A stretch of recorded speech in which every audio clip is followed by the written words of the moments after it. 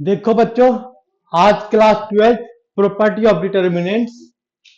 और ऐसे तो 12th क्लास में सिलेबस से इसको बाहर कर दिया है, कोई बात नहीं, फिर भी पढ़ लो बच्चों, ये समझ लेगा तो भविष्य में काम आएगा।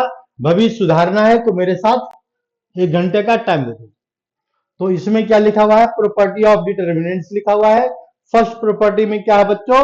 इफ एनी वन रो और any one column of determinants is zero, किसी भी डिटर्मिनेंट्स में अगर इसका एक रो या एक कॉलम जीरो है बच्चों, हमने क्या लिया यहाँ पर? एक रो को जीरो लिया। देखो, जीरो जीरो जीरो। यहां लिख दो जो तुम्हारी मर्जी है, ये लिख देते हैं -10, 5, 6, 7, 8, 1000 लिख दिया हमने। लिखने के बाद इसका कोई कैलकुलेशन नहीं करना है, इसका आंसर सीधा क्या आएगा? जीरो आएगा। इफ एनी वन रो, तो एक रो हमको जीरो दिख रहा है। सेम कंडीशन हम कॉलम में फॉलो करेंगे।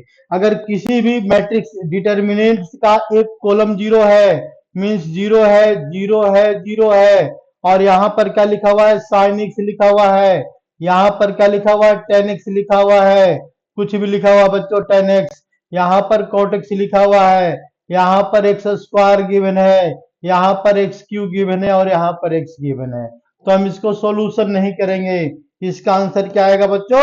जीरो आएगा। दोनों केस में जीरो आ रहा है। If any row and any column of the determinant is zero, then value of determinant is zero. कहानी हो गई इसकी खत्म। दूसरी प्रॉपर्टी पर आ जाओ बच्चों।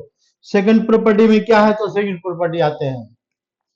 इसमें क्या लिखा हुआ है? सी आई एंड आर जे। यानी इसका मतलब क्या है बच्चों? सी आई, कोई भी रो को हम इसको कॉलम में कन्वर्ट कर देंगे।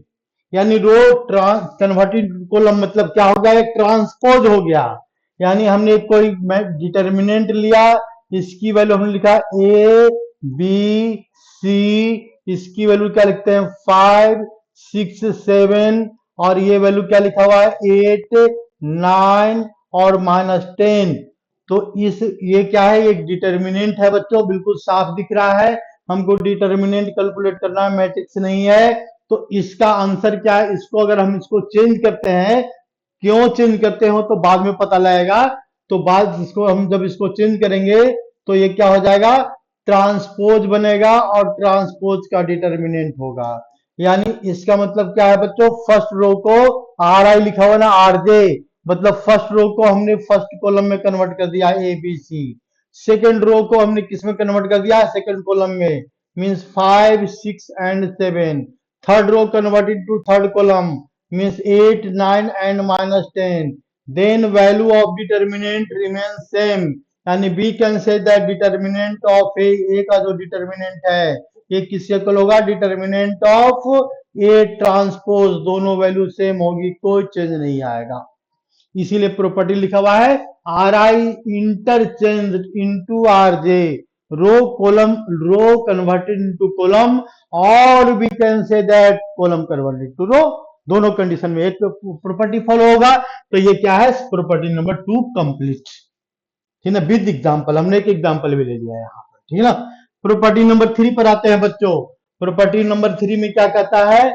इफ सी आई सी, ये लिखा हुआ सी आई सी जे, वहां पर क्या था? आर आई आर जे लिखा हुआ था, ध्यान रखना यहाँ पर। ये लिखा हुआ था सी आई कन्वर्टेड इनटू इंटरचेंज। ये इंटरचेंज हो रहा है आपस में, किस में हो रहा है? सी जे के साथ। यहाँ पर क्या है? सी आई और सी जे है। इसका मतलब क्या है कि किसी डिटर्मिनेंट्स में हम रो या कॉलम को इंटरचेंज करेंगे तो then value of determinant is same but sign opposite. Answer तो सेम आएगा लेकिन साइन क्या होगा बच्चों? अपोजिट होगा।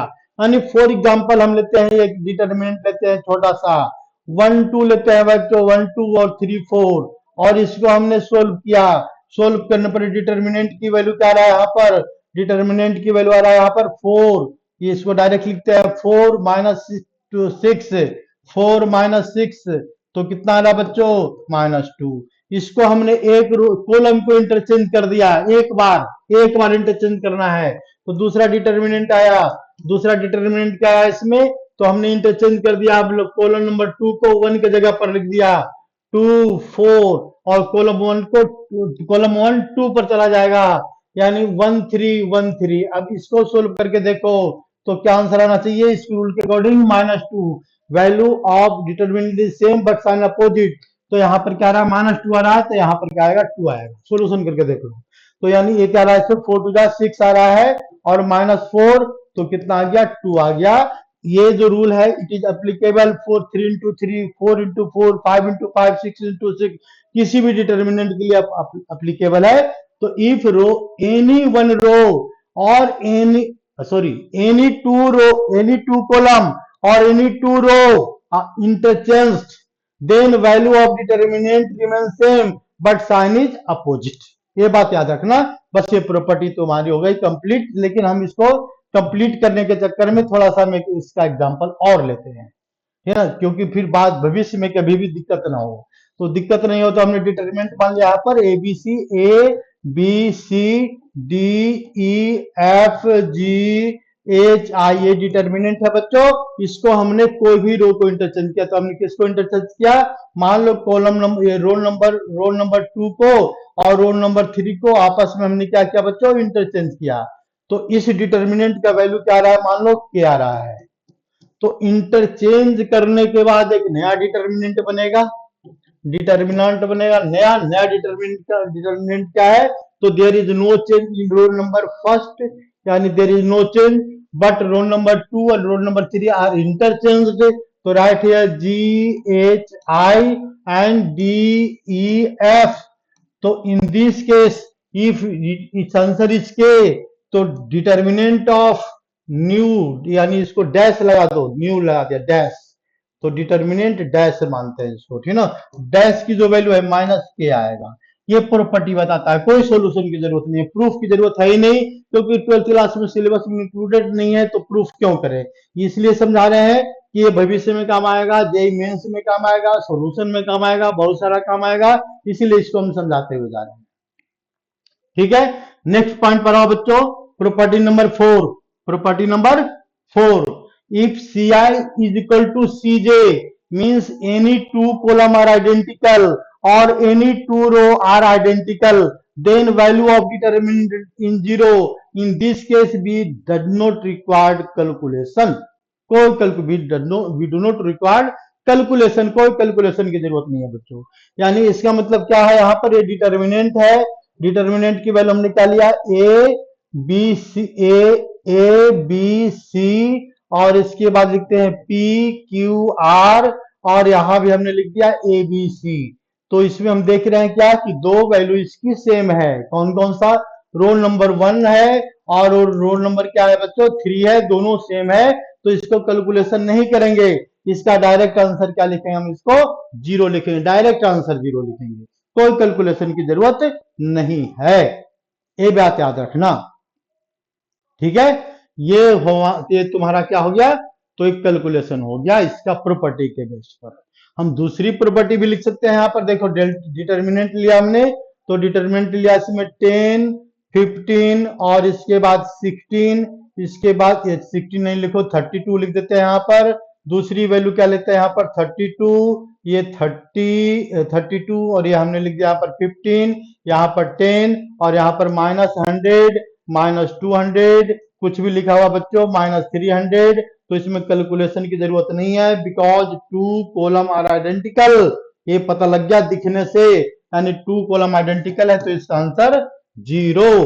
प्रॉपर्टी नंबर 4 कंप्लीटेड, ठीक ना। नाउ प्रॉपर्टी नंबर 4 के बाद क्या है बच्चों, तो देखो ये प्रॉपर्टी नंबर 5 है। ये 5 क्या कहता है कि if Ci change to k times of Cj और Ri change to k times of Rj and Ci change to k times of Ci, k times of Ci और Ri change to k times of Ri, मतलब किसी भी रो को अगर हम कोई particular number से या कॉलम को पार्टिकुलर नंबर से मल्टीप्लाई करते हैं, then value of determinant is must be k times of previous determinant. For example, यानी लेटेस्ट ये डिटर्मिनेंट, इस value is A B C D 2 into 2 order कर लिया, इसका डिटर्मिनेंट की वैल्यू क्या है बच्चों, के है। इस डिटर्मिनेंट में हमने एक न्यू डिटर्मिनेंट लिया डैश, तो न्यू डिटर्मिनेंट लिया तो इसको हमने किसको एम टाइम से मल्टीप्लाई कर दिया। कोई भी रियल नंबर लेंगे, एम टाइम्स ऑफ ए और M times of C and D D D as it is है, और यहां पर क्या है इसका as it is, sorry B as it is है, ठीक ना। बी की वैल्यू क्या है, छोड़ो एज इट इज क्यों रहने दो, इसको ही बदल देते हैं। बी टाइम्स ऑफ एन, और इसके बाद डी टाइम्स ऑफ हमने क्या लिखा बच्चों, एन। मतलब क्या है, इसको हमने एम से मल्टीप्लाई किया, तो एम से मल्टीप्लाई किया तो एम बाहर आ जाएगा। इसको भी मल्टीप्लाई किया किससे, एन से, तो इसका भी एन बाहर आ जाएगा। तो अब बचा क्या, बचा इसका डिटर्मिनेंट। क्या बचा इसका डिटर्मिनेंट, ए सी बी डी। अब इसका डिटर्मिनेंट की वैल्यू क्या है बच्चों, के है, तो इसका मतलब क्या हो गया, एम एन इंटू के इसका आंसर आएगा। यानी इसको अब दूसरे तरीके से समझो बच्चों, हम इसमें कॉमन भी ले सकते हैं, मल्टीप्लाई भी कर सकते हैं, तो कॉमन भी ले सकते हैं। कॉमन लेंगे तो हमको क्या लेना पड़ेगा, किसी एक रो से कॉमन लेंगे, किसी एक कॉलम से लेंगे कॉमन। ऐसा नहीं कि यहाँ पे एक एलिमेंट यहां से रो यहाँ और यहाँ, ऐसे कॉमन नहीं लेंगे। We can take common from any row और एनी कॉलम। तो ये प्रॉपर्टी क्या है, स्टेटमेंट क्या है इसका, when C I change to take K times of C I, मतलब first row multiply by N times of first row. Second row को हमने ये, सॉरी रो नहीं column, first column multiplied by M times of first row. Second second first column है ना भाई, column बार बार रो बोल रहा है, sorry. First row multiplied by M, first column multiplied by M and second column multiplied by n, then we get result of m into n of ACBD। तो ACBD को हमने क्या माना, डिटरमिनेंट क्या माना, तो m n टाइम्स आ जाएगा।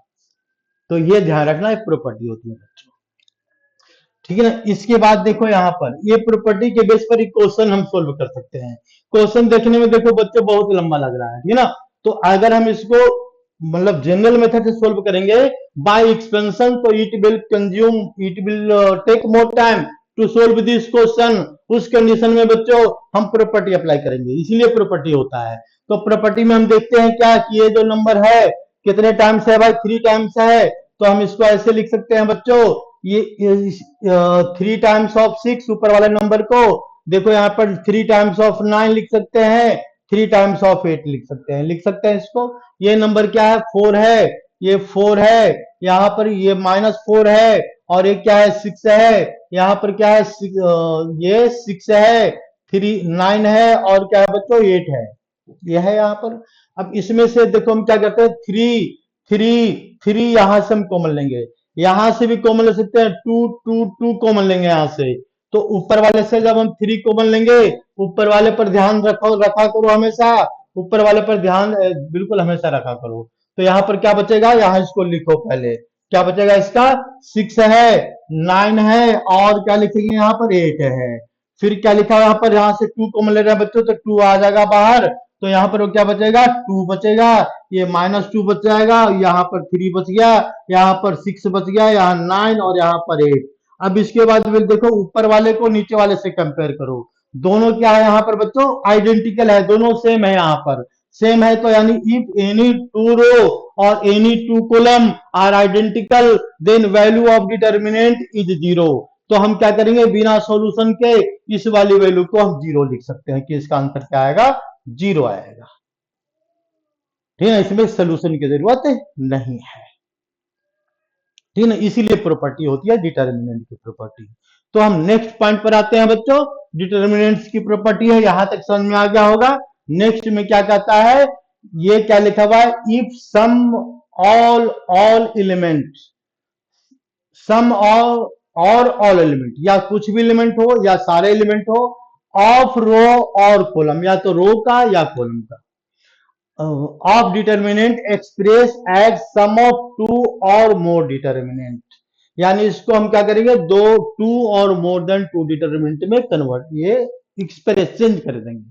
तो देखो ये क्या कहता है, पहले स्टेटमेंट समझ लो, ये क्या लिखा हुआ है यहाँ पर, एक कॉलम है फर्स्ट, इसमें एक एक एलिमेंट है, इस कॉलम में कितने एलिमेंट है? दो दो एलिमेंट है, या सॉरी एक एक एलिमेंट है कॉलम नंबर 2 में। कॉलम नंबर 3 में दो दो एलिमेंट है, दो एलिमेंट है यहाँ पर। तो अगर दो एलिमेंट है तो इसको हम एक्सप्रेस कर देंगे दो डिटर्मिनेंट में। कैसे चेंज करेंगे बच्चों? देखो ध्यान से। तो एक्स वाई जेड, इसमें कोई चेंज नहीं लाएंगे, एक्स वाई जेड आ जाएगा ये, क्योंकि सिंगल एलिमेंट है। इसमें भी क्या है? डबल एलिमेंट है, सॉरी सिंगल एलिमेंट है। तो एक्स स्क्वायर आएगा यहाँ पर, वाई स्क्वायर आएगा बच्चों, और जेड स्क्वायर आ जाएगा, जेड स्क्वायर। यहां पर इसमें क्या है बच्चों? तो डबल एलिमेंट है, दो दो एलिमेंट है सब में, दो दो एलिमेंट है सब में। तो हम इसको लिखेंगे, दो डिटर्मिनेंट्स में कन्वर्ट कर देंगे, वन वन वन और प्लस प्लस। तो लिखेंगे यहाँ पर, ध्यान देने वाली बात यह है, तो एक्स वाई जेड यहाँ पर सेम रहेगा, यहाँ पर एक्स वाई जेड, और क्या एक्स स्क्वायर वाई स्क्वायर और Z square, it remain same, but this value X square Y square Z square is further added, यानी एक्स स्क्वायर आ जाएगा यहाँ पर, एक्स स्क्वायर वाई स्क्वायर और जेड स्क्वायर। तो इससे फायदा क्या हुआ? इससे फायदा यह हो गया कि दो कॉलम का वैल्यू सेम दिख रहा है, तो इसका आंसर जीरो, इसमें कोई दिक्कत नहीं, इसका आंसर हम जीरो लिख देंगे। इसका सॉल्यूशन हमारे पास लिखते ही आ गया। बाकी हम इसको सोल्व करेंगे। अब सोल्व करने के लिए जो प्रॉपर्टी होती है, प्रॉपर्टी को हम यूज कर सकते हैं। अब इसका सॉल्यूशन, चलो बीच में एक सॉल्यूशन सिखा देते हैं बच्चों। इधर से मान लो इसको हमको सोल्व करना है, क्या लिखा हुआ है? One one one X Y Z और X square Y square Z square, ये लिखा हुआ है ना। तो देखो यहाँ पर कैसे सोल्व करते हैं। अगर लिखा हुआ एक्स वाई और क्या है बच्चों? जेड है, फिर क्या है? एक्स स्क्वायर वाई स्क्वायर और क्या लिखा हुआ है यहाँ पर? Z square. ये वन वन वन है और इसको हमको सोल्व करना है, ठीक है ना। तो ऐसे क्वेश्चन का सॉल्यूशन के लिए एक ट्रिक अप्लाई करो। क्या ट्रिक अप्लाई करें? इसमें जीरो ले आएंगे किसी तरीके से। जीरो कैसे आएगा भाई? तो ध्यान से अगर हम दिमाग लगाएं, तो ये क्या है? ये वन माइनस वन लिख दे तो जीरो आ जाएगा यहाँ पर। मतलब हम क्या करेंगे? ये क्या लिखेंगे यहाँ पर बच्चों? रोल नंबर 3 को चेंज करेंगे। रोल नंबर 3 को कैसे चेंज किया हमने? रोल नंबर 3 को रोल नंबर 1 से माइनस कर दिया, तो ये वाला जीरो आ जाएगा, बिल्कुल क्लियर है, ठीक है। इसको हम चेंज कर रहे हैं। फिर इसी तरह से एक प्रॉपर्टी और सोच लेते हैं। तो यहां पर इसके बारे में सोचते हैं, तो रोल नंबर 2 को चेंज करेंगे। रोल नंबर 2 को रोल नंबर 2 से रोल नंबर 1 को माइनस करेंगे। तो एक बार में ऑर्डर कितना है बच्चों? 3 into 3 ऑर्डर है, तो मैक्सिमम दो चेंज से ज्यादा नहीं कर सकते। Maximum we can change 2 times. If order is 3 into 3, if order is 4 into 4, तो मैक्सिमम कितना चेंज होगा? 3। इफ ऑर्डर 5 into 5, तो मैक्सिमम कितना चेंज होगा? 4। जितना ऑर्डर चल रहा है उससे एक कम चेंज करते हैं। तो ये ऑर्डर क्या चल रहा है? इसका थ्री ऑर्डर का डिटर्मिनेंट्स है, तो इसको हम क्या करेंगे? टू, मैक्सिमम 2 टाइम चेंज करेंगे। और चेंज करने के बाद देखो जरा, इसको चेंज करो और उसकी वैल्यू को लिखो, फिर देखो रिजल्ट क्या आ रहा है। फिर इसके बाद हम आगे सोल्यूशन देखेंगे। तो यहां पर क्या था बच्चों? वन वन था, यहां पर हो गया वन और वन था, ठीक है ना। बस तो हम बच्चों देखो यहां पर क्या करते हैं, ये प्रॉपर्टी अप्लाई करते हैं। प्रॉपर्टी क्या है? R3 चेंज टू, थोड़ा ऊपर लिख देते हैं यहाँ पर, R3 change to R3 minus R1, ठीक है। और ये प्रॉपर्टी क्या बताता है? R2 change to R2 minus R1। हमने दो प्रॉपर्टी को अप्लाई किया है। अब इस प्रॉपर्टी को अप्लाई करो। R3 मतलब ये वाला चेंज हो रहा है, पहले चेंज वाले को लिख दो। तो क्या लिखा हुआ? R3 माइनस R1, तो 1 माइनस 1 यहाँ पर जीरो आएगा। यहाँ पर क्या आएगा? Z square minus x square, यहाँ लिखेंगे तो यहाँ लिखते हैं, थोड़ा सा दूर पर लिखते हैं जीरो। ये क्या हो गया? R3 चेंज हो रहा है बच्चों, R2 चेंज हो रहा है, दो चेंज आ रहा है इसमें। तो इसमें हमने यहाँ पर क्या लिखा? जीरो लिखा यहाँ पर। यहाँ से चेंज कर रहे हैं, देखो पहले वाला रूल से चेंज कर रहे हैं बच्चों। फिर इसको क्या लिखेंगे? Z square minus x square, R3 पहले लिखा हुआ है, तो रोल नंबर 3 में एक्स वाई जेड है यहाँ पर। तो क्या लिखेंगे यहाँ पर? जेड स्क्वायर और माइनस क्या लिखेंगे बच्चों? एक्स स्क्वायर लिख दिया हमने। यहाँ पर क्या लिखेंगे? तो एक जेड माइनस एक्स लिखेंगे, ये भी लिख दिया। फिर यहाँ पर क्या आ जाएगा बच्चों? जीरो आ जाएगा। फिर ये वाला रूल से R2 minus R1, R2 second row को फर्स्ट रो से माइनस करेंगे तो जीरो आ जाएगा, ठीक है। यहाँ पर क्या आएगा? यहाँ पर आएगा वाई स्क्वायर और माइनस एक्स स्क्वायर आ गया बच्चों। फिर यहाँ पर क्या आएगा? वाई माइनस एक्स आ गया।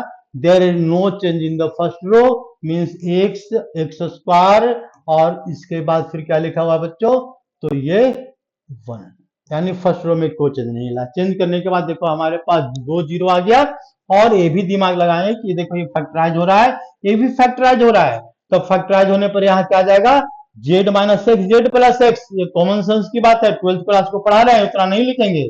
तो यहां से कॉमन देखो, यहाँ भी जेड माइनस एक्स है, या इसमें भी जेड माइनस एक्स है, ये 0 इंटू जेड माइनस एक्स लिख देंगे तो कोई दिक्कत नहीं है। तो 0 में सबका फैक्टर होता है, तो इसमें जेड माइनस एक्स का फैक्टर है, यहाँ भी जेड माइनस एक्स का फैक्टर है बच्चों, तो जेड माइनस एक्स हमने देखो कॉमन ले लिया। यहाँ पर देखो y माइनस एक्स का फैक्टर है, तो y माइनस एक्स यहाँ कॉमन ले लिया। ये अब इसके बाद क्या बच गया जरा लिखो, यहाँ पर ऊपर से कुछ कॉमन नहीं आ रहा है, एक्स है, एक्स स्क्वायर है बच्चों, और 1 है, फिर क्या है y माइनस एक्स है, y माइनस एक्स हमने कॉमन ले लिया बच्चों, ये आ गया, यहाँ पर आएगा 1 y माइनस एक्स, यहाँ पर क्या आएगा 1 आएगा, यहाँ पर y प्लस एक्स आएगा बच्चों, y प्लस एक्स, और यहाँ पर 0, यहाँ पर आएगा 1 y जेड प्लस एक्स आ जाएगा, और प्लस 0। अब थोड़ा सा क्या लग रहा है, सिंपल लग रहा है, पहले डिफिकल्ट लग रहा था, अब सिंपल लग रहा है, ठीक ना। पहले अगर देखो यहाँ पर क्वेश्चन ध्यान से देखो बच्चों, ये डिफिकल्ट लग रहा था सोल्यूशन देखने में, तो इसको हमने प्रॉपर्टी अप्लाई किया तो थोड़ा सिंपल हुआ, तो सिंपल में 0 पता लग गया। तो ये पता लगने से क्या होगा, इसको तो 0 लिख दिया हमने, अब इसको सोल्व किया, तो इसको सोल्व करने के बाद ये हमारा आंसर इतना आया। यहां तक हम पहुंच गए। अब इसमें क्या दिख रहा है, 2 0 दिख रहा है, हम इसको सोल्व कर देंगे एक्सपेंशन से। तो एक्सपेंशन से जब सोल्व करेंगे तो क्या आएगा, यहाँ पर आएगा जेड माइनस एक्स आ जाएगा, यहाँ पर जेड माइनस एक्स, यहाँ पर क्या आएगा वाई माइनस एक्स।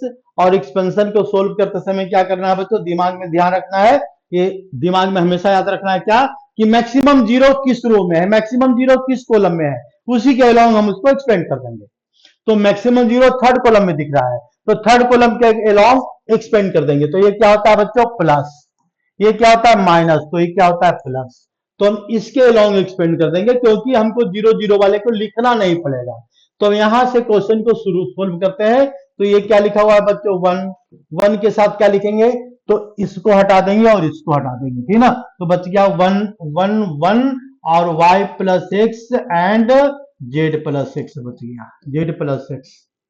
तो ये हमारा काम हो गया, क्या काम हो गया इसको, अब इसको लिख दो, Z minus X multiplied by Y minus X multiplied by, तो इसको इससे मल्टीप्लाई करेंगे बच्चों, तो जेड माइनस वाई आ जाएगा। इस घर पर आराम से सोल्व करते रहना, ठीक ना। ये आंसर आया जेड माइनस वाई। अब इसको ऑर्डर में लिख दो या ऐसे ही रहने दो, तभी के सही है, ऑर्डर में लिख देंगे तो क्या आ जाएगा, पहले एक्स माइनस वाई, इसको एक्स माइनस वाई, ये भी ठीक है, कोई दिक्कत नहीं है, क्यों दिमाग लगाना है, ठीक ना। ये जैसा अगर क्वेश्चन में दिया हुआ रहेगा तो दिमाग लगा लेना है, तो 12th क्लास के बच्चों को पढ़ा रहे हैं भाई। नेक्स्ट पॉइंट पर आ जाओ बच्चों, each element of the any row or column of determinant equi multiplied by corresponding row or column are added to value of determinant remains same, the value of determinant remains same। ये क्या कहता है, ये थोड़ा सा बस ये last है और कंफ्यूजिंग वाला यही है, और कुछ नहीं कंफ्यूजिंग का। तो यानी ये क्या कह रहा है यहाँ पर, ये हमने प्रॉपर्टी ऑफ इसमें क्या बताया था, एलिमेंट्री ट्रांसफॉर्मेशन रो और कॉलम में एक रूल ऐसा बताया था, कॉलम का ही बताया था बच्चों, और याद करो तो रो का भी बताया था, R I change to R I plus K times of R J, हमने कॉलम का ही बताया था, रो का ही बताया था, कॉलम का ही बताया था, वही प्रॉपर्टी यहाँ पर है। तो इसमें क्या कहता है कि अगर कोई डिटर्मिनेंट है, हमें आसान सा लेते हैं पहले, ये डिटर्मिनेंट है ए बी सी डी, बिल्कुल सिंपल सा लेते हैं। तो इसमें 2 ही कॉलम है, 2 रो है, तो कॉलम वाली प्रॉपर्टी अप्लाई करते हैं इसमें। तो क्या कर रहा है कि कॉलम सी आई, मतलब किसी भी कॉलम नंबर 1 को हमने चेंज कर दिया। कैसे चेंज किया, तो कॉलम नंबर 1 लिख दिया, और प्लस 2 टाइम्स 3 टाइम्स के इज रियल नंबर, तो 2 टाइम्स ऑफ क्या लिख दिया हमने, सी जे, मतलब C2 को, दोनों को हमने ऐड करके कॉलम नंबर 1 को बदल दिया। बदलने के बाद क्या बन गया यहाँ पर, तो ये जो प्रॉपर्टी है, प्रॉपर्टी ये बदल गया बच्चों, और बदलने के बाद क्या बन गया यहाँ पर, न्यू डिटर्मिनेंट बन गया। और न्यू डिटर्मिनेंट क्या बनेगा जरा देख लो, तो a प्लस क्या लिखें यहाँ पर, a plus 2 times of b लिखेंगे, ये क्या आएगा c plus 2 times of D आ गया। इसके बाद बी और डी में कोई चेंज नहीं आया, नो चेंज आया, तो यानी इसका मतलब डिटर्मिनेंट में भी कोई चेंज नहीं आएगा। जो डिटर्मिनेंट पहले का है, डिटर्मिनेंट की वैल्यू क्या है, डेल्टा लिया हमने, उस डिटर्मिनेंट की वैल्यू डेल्टा डैश लिया है, तो डेल्टा मतलब determinant equal to new determinant, दोनों डिटर्मिनेंट क्या होगा बच्चों, सेम होगा। यही प्रॉपर्टी बताता है कि if each element of any row or column of determinant equi हमेशा इक्वल होना चाहिए नंबर, है ना, मल्टीप्लाइड बाय कोरोस्पोंडिंग रो और column are added to value of determinant remain same. मतलब ये जो प्रॉपर्टी है कॉलम में तो अप्लाई कर दिया, हम इसको चाहे तो रो में भी अप्लाई कर सकते हैं। तो रो में अप्लाई करने का मतलब क्या हो गया बच्चों, तो देखो यहां पर रो में अगर हम अप्लाई करेंगे तो हम क्या लिखेंगे, देखो इसको जरा देख लो ध्यान से, ये थोड़ा सा कंफ्यूजिंग है बच्चों, इसको जरा दिमाग लगा के याद रखना पड़ेगा। तो यानी ये क्या कहता है ये देख लो, तो ये हमने पहले क्या बताया कि सी आई चेंज टू, ये 2 × 2 ऑर्डर का था इसलिए हमने लिख दिया सी आई प्लस के इंटू सी जे, ठीक है। अगर 3 × 3 ऑर्डर का आया तो यानी इसको भी लिख सकते हैं बच्चों, C I change to C I plus K times of C J into plus M times of C K, भी लिख सकते हैं, कोई दिक्कत नहीं है। आई जे के, तो के यहां भी एक ही और एक ही अलग है बच्चों, तो इसको देखो कंफ्यूजन ना हो जाए, इसीलिए हम यहाँ पर नंबर को बदल देते हैं बच्चों। नंबर क्या लिखते हैं, पी टाइम्स ऑफ क्या लिखें यहाँ पर, सी आई प्लस सी जे, आई जे हो गया ना, I J C J, P times of C J and plus M times of C K, लिख सकते हैं। यानी value of determinant remain same. हम similarly same method can be applied in the case of the row, यानी R I change to R I plus R I, ये क्या हो जाता है, R I plus K times of R J लिख सकते हैं बच्चों। और इसी तरीके से हम इसको जब चेंज करेंगे आर आई को, R I means any number of row और सीजे मतलब हो गया any number of column, change to C R I plus कि लिखेंगे यहां पर P times of R J plus M times of R K, ठीक है। यहाँ पर ये क्या बच्चों, पी टाइम्स है, ठीक है, पी टाइम्स हो गया और ये क्या है, एम टाइम्स है, ठीक है। तो there is no change in value of determinant, ये जो प्रॉपर्टी अप्लाई करेंगे तो ये क्या स्टेटमेंट, ये लास्ट है और बहुत अच्छा है और थोड़ा मुश्किल भी है, तीनों इंटरेस्ट है इसमें, लास्ट भी है और इसके बाद थोड़ा मुश्किल भी है बच्चों, और इसके बाद इंटरेस्टेड है, क्योंकि इंटरेस्टेड इसलिए कि इसी के बेस पर क्वेश्चन देता है जनरली कंपटीशन में। यानी देखो हम आते हैं बच्चों नेक्स्ट पॉइंट पर, तो नेक्स्ट पॉइंट में देखो ये तुम्हारे पास एक क्वेश्चन आ गया, अब इसको हमको सोल्व करना है। सोल्व करने के लिए क्या करेंगे, तो यहाँ पर देखने में तो बहुत मुश्किल लग रहा है ना, तो देखो बहुत आसान है बच्चों, कैसा आसान है, तो इसमें कोई एक कॉलम देखो कहां पर या एक रो देखो, तो सिंपल तरीके से लिखा हुआ है, एक रो यानी it means check out any one row और any one column which is written in the simple form. तो हमको ये कॉलम नंबर 1 दिख रहा है, बिल्कुल सिंपल फॉर्म में लिखा हुआ है, तो हमको क्या पता लगा, ऐसे क्वेश्चन में जीरो लाना होता है, जीरो अगर आ सकता है तो देखो यहाँ पर 2a है, इसको हम 2 से मल्टीप्लाई करके माइनस कर दें, 2a लिखा हुआ है और 2 से मल्टीप्लाई करके माइनस कर दें तो ये वाली वैल्यू जीरो में बदल जाएगी। यानी इसका मतलब क्या है बच्चों, हम कोलन ये है रो, ऊपर नीचे कर रहे हैं यहाँ पर, तो रो की बात कर रहे हैं, तो रो नंबर 2 को चेंज कर दिया बच्चों हमने, रो नंबर 2 को क्या किया, तो माइनस कर दिया ए टाइम, ये कितने टाइम्स, तो 2 टाइम्स ऑफ R1 से बिल्कुल माइनस कर दिया तो ये वाला जीरो आ जाएगा। बस हम एक ही देख ही रहे हैं, 12 सारा नहीं देख रहे हैं एक साथ, हम एक साथ देख रहे हैं, एक बार में एक ही देख रहे हैं। फिर क्या देखे, तो यहाँ भी हमको मिल रहा है रोल नंबर 3 को अगर हम चेंज करें तो इट मीन क्या लिखा हुआ 3a और माइनस 3 टाइम्स ऑफ a कर दे तो ये भी जीरो आ जाएगा, यानी रोल नंबर 3 को चेंज करेंगे माइनस 3 टाइम्स ऑफ रो 1 कर देंगे तो इस वाले कंडीशन में वैल्यू ए भी जीरो दिख रहा है और ए भी जीरो दिख रहा है, तो पहले इतना तो कर ले, फिर आगे देखेंगे कि आगे करना क्या है। ठीक ना, मतलब सॉल्यूशन का एक रास्ता तो हमको मिल गया। तो यानी अब देखो, लेकिन ये रास्ता थोड़ा सा लिखना मुश्किल है। तो देखो, दो एलिमेंट को हम बहुत आसानी से लिख देते हैं कि ये तो जीरो आया, क्योंकि इसी के बेस पर तो हमने इस प्रॉपर्टी को लिखा है। ये वाला भी जीरो आएगा, चलो इसी के बेस पर लिखा हमने, इसमें कोई चेंज आया नहीं, तो ये काम तो कंप्लीट हो गया भाई। यहां पर आ जाओ,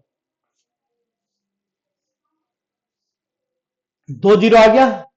यहां पर क्या क्या दिख रहा है हमको, तो यहां पर दिख रहा है, ये क्या करेंगे, यहां पर ये प्रॉपर्टी नंबर 3 इस पर आते हैं। तो R3 में क्या लिखा हुआ है बच्चों, 6a प्लस 3b लिखा हुआ है, और माइनस करेंगे, माइनस किससे करेंगे, 3 टाइम्स ऑफ R1, तो 3 times of a plus B, A plus B. तो देखो जरा इसमें क्या रहा है, 6a प्लस 3b और minus 3a and minus 3b, तो ये दोनों कैंसिल, तो फिर कितना बच गया, 3a। तो यहाँ तो 3a तो लिख ही सकते हैं ना, यहाँ 6 से आते हैं, यहाँ तो 3a तो लिख ही सकते हैं, यहाँ पर कोई दिक्कत नहीं है, यहाँ 3a लिख सकते हैं। फिर यहाँ पर क्या लिखेंगे, यहाँ हमने चेंज कर दिया, फिर यहाँ पर आ जाओ, यहाँ पर क्या लिखेंगे, तो यहाँ पर भी ऐसे ही इसको सोल्व करेंगे। कि ये हमको तो पता है लिखना क्या है, लेकिन देखो समझाना है अभी हमको। तो यानी इसका मतलब आ गया 10a प्लस 6b और प्लस 3c है बच्चों, माइनस ऊपर वाले का 3 टाइम्स लिखा हुआ है, तो minus 3a minus 3b minus 3c, तो फिर ये दोनों हो गए कैंसिल, तो कितना बच गया, 10 माइनस 3 7a, तो यहां लिखो 7a, 7a। यहां लिखेंगे 6 माइनस 3, तो प्लस 3b, ये इसको हमने चेंज कर दिया। ठीक है, इसका काम हो गया, रोल नंबर 3 का काम हो गया। रोल नंबर 2 पर आ जाओ, तो रोल नंबर 2 में काम तो किया हुआ है, ठीक ना। इसके बाद अब यहाँ पर दूसरा करेंगे, यहाँ पर तो रोल नंबर 2 लिखेंगे, 3a और प्लस 2, 3a प्लस 2b, और माइनस किसके करेंगे बच्चों, 2 से माइनस करें मल्टीप्लाई करके, तो माइनस 2a और माइनस 2b, तो ये माइनस 2b से 2b कैंसिल, तो यहाँ पर आ गया a, यहाँ a लिख देंगे। इसमें चेंज करेंगे तो क्या लिखा हुआ है इसका, 4a प्लस 3b और plus 2a minus 2a minus 2b minus 2c, तो ये दोनों, ये 2a कैंसिल, देखो ये दोनों कैंसिल, तो क्या बचेगा इसका, ये कैंसिल नहीं होगा भाई, ये 2c माइनस 2c कैंसिल नहीं हो रहा है, नहीं हो रहा है कैंसिल, हाँ नहीं हो रहा है, ठीक है, नहीं हो रहा है, नहीं हो रहा है तो कोई बात नहीं है, 2c, लेकिन ये 2a कैंसिल हो रहा है ना, ये क्या कैंसिल कर दिया हमने, 4a, 2b 2c है ना, ये एक्सप्रेस है यार, अच्छा चलो कोई बात नहीं, हमने यहाँ पर गलती लिख दिया, यहाँ पर क्वेश्चन में होना चाहिए था 2c, अभी कोई चेंज नहीं हुआ है क्वेश्चन में, हाँ नहीं, यही जरूरत पड़ रही थी इसको, इसको 2c लिखो बच्चों, पैटर्न चलेगा ना, ये पैटर्न में 2c आएगा, यहाँ पर पैटर्न में क्या आएगा, 2c आएगा, तो 2c आएगा तो हम इसको क्या करेंगे, सोल्व करेंगे। सोल्व करो, सोल्व करने पर कितना आ रहा है, यहाँ पर 2c आ गया बच्चों, यहाँ पर 2c, 2c को मतलब इसको क्या करेंगे, तो ये लिखा हुआ है 4a और प्लस ये R2 minus 2 times of R1, 4a और plus 3b plus 2c minus 2a minus 2a minus 2b minus 2c, ये गलत आ गया था, इसीलिए पता लग गया कि गलती हो रही कहीं ना कहीं, ठीक है। तो यानी इसका मतलब क्या हो गया, तो ये आ गया 2a और ये प्लस b आ गया बच्चों, यहाँ पर लिखेंगे 2a और प्लस बी लिख दिया, बाकी no change in the A plus B, यहाँ पर क्या लिखेंगे, यहाँ पर ए प्लस बी, और इससे फायदा क्या हुआ बच्चों, देखो अभी पता लग जाएगा, ए प्लस बी प्लस सी, ठीक ना। इसको हमको क्या करना है, सोल्व कर देना है, तो सोल्व करने से क्या हो गया, 2 जीरो आ गया, तो हमारे लिए काम बहुत आसान आ गया। अब बहुत आसान इसलिए हो गया कि इसको सीधा सीधा लिख दो ए, और इसको हटा देंगे और इसको हटा देंगे, तो क्या बचेगा, ए 2a प्लस बी, और इसके बाद क्या है बच्चों, 3a and 7a plus 7a plus 3b, और डिटर्मिनेंट का सॉल्यूशन कर लो, क्रॉस मल्टीप्लाई कर लो, आंसर आ गया। ये बाकी तो हमने समझा रखा है पहले से, तो ये तुम्हारा क्या हो गया, सॉल्यूशन हो गया इसका। नेक्स्ट क्वेश्चन में देखो बच्चों, ये बहुत अच्छा क्वेश्चन है, और ये लास्ट क्वेश्चन है, इस वीडियो का लास्ट क्वेश्चन होगा, इसलिए इसको ध्यान से देखो, दिमाग लगाना, और ये इंपॉर्टेंट क्वेश्चन है, ठीक है। ये क्या क्वेश्चन है बच्चों, तो इंपॉर्टेंट भी है और लास्ट भी है। तो ऐसे क्वेश्चन को सॉल्यूशन में देखो, यहाँ पर डायगोनल में एक पैटर्न से इंक्रीज कर रहा है ना, ए 1 प्लस 1 प्लस बी 1 प्लस सी 1 प्लस, हमको प्रूफ कैसा करना है, तो ए बी सी अपॉन में है, मल्टीप्लाई में ऐसा कुछ नंबर लाना है हमको, ठीक है ना। तो ये दिमाग लगाने के लिए क्या करेंगे, सबसे पहले देखो इसमें 1/a कैसे आएगा भाई। तो यानी इस वाले नंबर को अगर हम मल्टीप्लाई डिवाइड कर दें किससे, a से, तो क्या आ जाएगा, हमने a से डिवाइड कर मल्टीप्लाई कर दिया बच्चों, तो इसको a से डिवाइड भी करना पड़ेगा, यानी 1+a/a लिख सकते हैं, कोई दिक्कत नहीं है। फिर 1/, क्या लिखेंगे बच्चों, यहाँ पर a लिखेंगे, a भी कोई दिक्कत नहीं है, 1/a, और यहाँ पर क्या लिखेंगे 1/a। हमने क्या किया, फर्स्ट कॉलम को 1/, किससे डिवाइड कर दिया, a से। तो डिवाइड जब किया हमने, तो डिटर्मिनेंट में हमको मल्टीप्लाई करना भी कंपलसरी है, तो इसको मल्टीप्लाई कर दिया, a का काम कंप्लीट हो गया, जो हमने मल्टीप्लाई किया जिससे उसी से डिवाइड कर दिया। ये डिवाइड है, ये मल्टीप्लाई है। फिर इसी तरह से में b में आ जाओ, तो b में हमने b से इसको मल्टीप्लाई डिवाइड कर दिया, तो क्या आ जाएगा यहाँ पर 1/b आ गया बच्चों। फिर यहाँ पर कितना आएगा, यहाँ पर 1+b/b, ये आ गया 1/b। यहाँ पर क्या आ गया, तो b से मल्टीप्लाई डिवाइड, वहां पर हमने डिवाइड किया तो यहाँ पर मल्टीप्लाई कर दिया है। यहाँ क्या आएगा, 1/c आएगा। फिर आ रहा 1/c, और ये क्या लिखेंगे 1/c/c है, इसको मल्टीप्लाई डिवाइड कर दिया। अब इसको जरा ध्यान से लिखो और देखो ध्यान से क्या रहा है, तो ए बी सी आ रहा है पर मल्टीप्लीकेशन के बाद ए बी सी आ गया, तो इसको तो प्यार से लिख दो ए बी सी, कोई बात नहीं है। अब इसको जरा सोल्व करके लिखो, तो क्या रहा है यहाँ पर 1/a, 1+1/a। फिर क्या आएगा 1/b। फिर क्या आएगा बच्चों 1/c। यहाँ पर क्या आएगा 1/b, 1+1/b, और 1+1/b, 1/b। फिर क्या रहा पर 1/c, 1/c, और फिर इतना क्या रहा 1+1/c। अब जरा देखो डिटर्मिनेंट को सोल्व करना है, तो ऐसा करते हैं, हम तीनों को ऐड कर देते हैं रो वाइज या कॉलम वाइज, तो ये वाली वैल्यू आ जाएगी। सोचना पड़ेगा इसमें, डिटर्मिनेंट में सोचना पड़ेगा बच्चों कि ये वैल्यू का, ये तो वैल्यू आ गई, ठीक दिख रहा है हमको, तो ये वाली वैल्यू कहां से आएगी भाई, ये तीनों अगर ऐड हो जाए तो हमारा काम हो जाएगा। सोचना पड़ेगा इस तरीके से, तो तीनों ऐड करने का हम प्रॉपर्टी अप्लाई कर देते हैं। तो हमारे पास प्रॉपर्टी क्या है तीनों ऐड करने का, तो देखो यहाँ पर अभी ऐड करने का तीनों की प्रॉपर्टी अप्लाई करते हैं। तो ये प्रॉपर्टी क्या कहता है, यहाँ पर प्रॉपर्टी कहता है कि इफ एनी रो और एनी कॉलम, ये कोई भी रो है यहाँ पर, तो रो कौन सा, इसमें रो ऐड कर लो या कॉलम, जो मर्जी कर लो, हम लेते हैं कॉलम लेते हैं बच्चों, क्योंकि थोड़ा लंबा नहीं होगा लिखने में। तो यानी CI tends to CI plus CJ plus C के लिख सकते हैं। यहाँ पर हमने लिया था m इंटू n लिया था, हमने याद करो, यहाँ m लिया था, यहाँ n लिया था, तो दोनों वैल्यू को हम क्या डाल देते हैं बच्चों, 1 डाल देते हैं, a भी m 1 और a भी 1, कोई दिक्कत नहीं है। तो ये रियल नंबर है 1, तो ये प्रॉपर्टी अप्लाई हो सकता है, बिल्कुल हो सकता है। तो अप्लाई होने के बाद क्या आ जाएगा इसमें, ये डिटर्मिनेंट की वैल्यू देखो क्या रहा है पर ABC आ रहा है पहले से, और क्या रहा है इसमें, और आ रहा है यहाँ पर 1/a, 1+1/a प्लस 1/b और प्लस 1/c।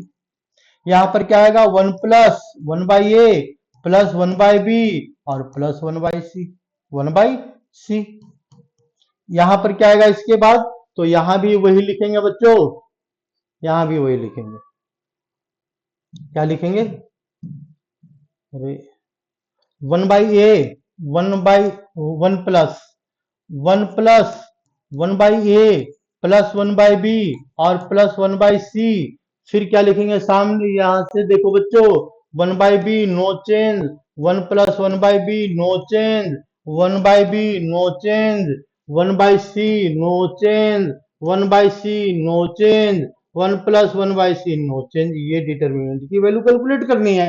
तो इसमें से देखो ये हमारा कॉमन आ गया है ना, एक रो में तीनों कॉमन है, इसको बाहर ले लेते हैं। तो जैसे ही इसको बाहर लेते हैं, तो हमारे ये सोचना पड़ेगा, सोचते रहना पड़ेगा, डिटर्मिनेंट में एक अकेला है इसका और कुछ नहीं है, ठीक है ना। और ये जो है सोचते रहना पड़ेगा, तो सोचना है तो मैथ पढ़ो, नहीं सोचना है तो मैथ तो छोड़ो। तो यानी 1+1/a प्लस 1/b हमने सोच लिया, प्लस 1/c, और जैसे इसके बाद फिर क्या आएगा बच्चों 1 1 1, फिर क्या आएगा 1/b, 1+1/b और 1/b, फिर क्या आएगा यहाँ पर 1/c, 1/c, 1+1/c। अब क्या करेंगे बच्चों, तो देखो यहाँ पर कि यहाँ तक तो पहुंच गए। अब इसका सोल्यूशन क्या आना चाहिए, 1 आना चाहिए क्वेश्चन अकॉर्डिंग, जिसको सोल्व करना है 1 लाना है। तो क्या करो, ऐसे क्वेश्चन का सोल्यूशन के लिए मैक्सिमम 0 लाओ, मैक्सिमम जीरो लाएंगे, जीरो कैसा आएगा भाई, ये दिमाग लगाओ।